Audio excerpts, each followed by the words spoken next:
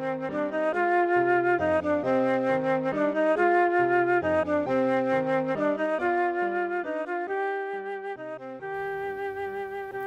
week's Torah portion is called Chukat, which can be translated as law.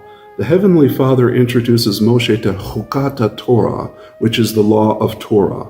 Strangely enough, this law of Torah is a mysterious ritual involving the sacrifice of a red heifer and reducing it to ashes. Those ashes are then used in another procedure to ritually cleanse people and objects.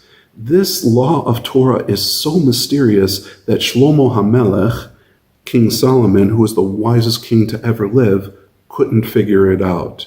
And though we are not nearly as wise as Shlomo HaMelech, let's see if we can at least partially explain this through our filter of parental alienation. We saw the sin of the golden calf in the Torah portion called Ki Tisa. This sin with the golden calf was the first major sin that we committed as a nation, and we still feel the effects of it to this day. Torah introduces the concept of the red heifer as a mother figure who atones for the sins of the child figure. So long as we can maintain unity and protect the sanctity of the household, especially relationships between parents and children, then this ritual with the red heifer can atone for the sin of the golden calf, and the Shekhinah can dwell among us. Though this was a literal ritual in the times when the Shekhinah dwelled among us, could we also allegorically apply it to parental alienation today?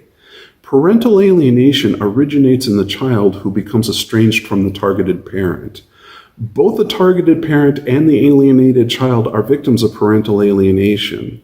However, in severe cases of parental alienation, the alienated child can say some very hurtful things about the targeted parent.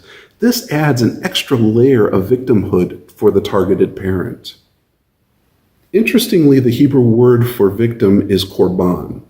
A korban is also an animal sacrifice in the Mishkan, including the red heifer.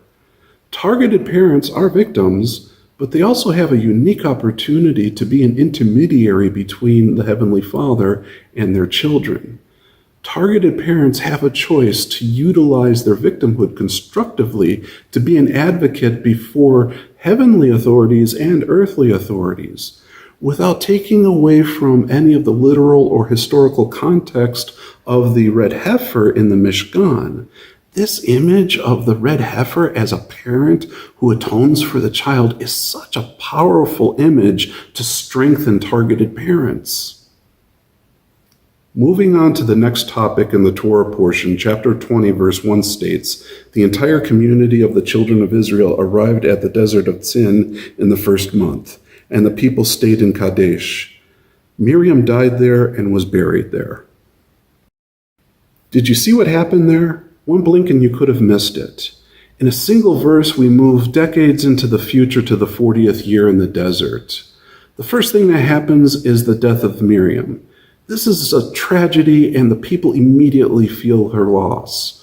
They run out of water and complain to Moshe. The Heavenly Father instructs Moshe to speak to the rock, and water will come out to quench their thirst. Moshe loses his temper and strikes the rock instead. This impatience will cost him dearly. Chapter 20, verse 12 states, "God said to Moshe and Aharon, 'Since you did not trust me to sanctify me in the eyes of the children of Israel, therefore you will not bring this community into the land that I have given them.'" In recent years, I've come to the understanding that this is not a punishment, but a practical reality.